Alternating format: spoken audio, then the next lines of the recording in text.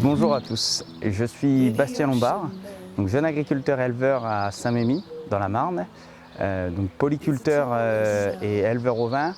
Et aujourd'hui, je vais vous emmener sur un chantier de récolte d'orge de printemps. Alors, une journée de moisson, elle commence par le nettoyage de la machine. Donc on la souffle, on la dépoussière de fond en comble pour enlever le maximum de poussière, ce qui permet d'éviter que ça chauffe et de brûler derrière l'outil, mais aussi la récolte. Ensuite, on va passer à la phase graissage, c'est-à-dire qu'on va lubrifier tous les éléments pour que ça puisse fonctionner normalement et qu'il n'y ait pas d'encrassage. Et on va faire le plein pour pouvoir tourner toute une journée. Alors, quand on arrive sur un chantier de récolte, tout d'abord, on va dételer notre chariot de coupe, puis atteler notre coupe pour pouvoir faucher derrière. Du fait qu'elles ont des grandes largeurs, pour la route, c'est mieux de les mettre en long derrière notre moissonneuse-batteuse. Pour démarrer le chantier, on va commencer par les bouts, c'est-à-dire qu'on va faire ce qu'on appelle les fourrières, tout ce qui se passe dans l'autre sens de la longueur du champ, pour pouvoir tourner dans notre champ comme on le veut, comme on le souhaite derrière. Et ensuite, on va faire les bordures.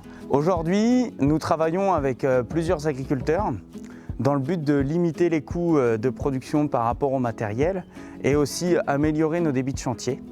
Ce qui nous permet aujourd'hui de tourner avec 2 moissonneuses-batteuses. Alors là, la première chose qu'on voit juste devant nous, c'est ce qu'on appelle la coupe. Donc juste en dessous les rabatteurs, donc là le gros rouleau noir, en dessous on a une scie qui va couper donc, la récolte, donc là en question l'orge. On a la vis sans fin donc, qui ramène la récolte jusqu'au batteur, donc qui est juste derrière le convoyeur. Le batteur lui en fait il est là pour battre le grain et ensuite ça passe dans un séparateur pour séparer le grain de la paille.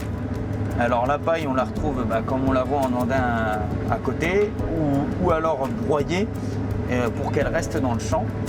Et après, lui, le grain monte directement dans la trémie qui est juste derrière la cabine.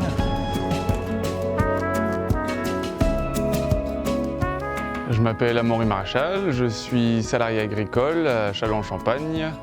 Donc les moissonneuses, quand la trémie est à 70% pleine, les gyrophares s'allument, donc c'est le signal pour que nous on aille se placer sous la goulotte pour vidanger la trémie de la moissonneuse et on se met à la vitesse que le chauffeur nous indique pour remplir la benne sans que ça gêne à la fauche.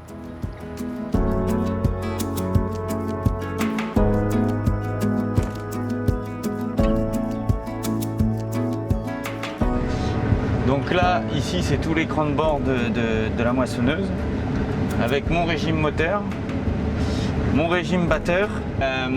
J'ai aussi ma vitesse d'avancement. Donc là, je suis à 3,9. C'est pas très rapide du fait que l'orge est assez couchée et compliquée à récolter. Donc Lombard Thierry, le papa de Bastien Lombard, c'est pas moi le jeune agriculteur, c'est lui, mais il est sur la machine en train de galérer pour sa récolte d'orge de printemps. Une orge de printemps qui est malheureusement couchée pour des raisons multiples dues à l'humidité du mois de juin. On est obligé de raser pour faucher, ce qui fait qu'on avale de la terre. Et on bloque la machine, donc bourrage, perte de temps, et on laisse des épis par terre, beaucoup d'épis par terre, donc perte de rendement.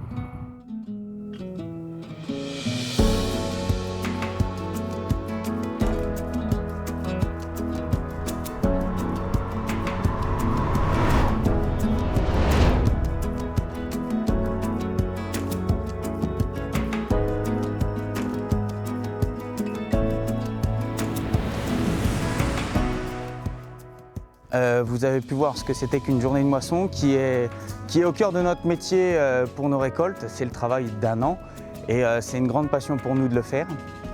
Donc merci d'avoir regardé cette vidéo, j'espère qu'elle vous a plu et je vous invite à prendre rendez-vous pour la prochaine vidéo qui sera sur la collecte et le stockage de nos orges de printemps.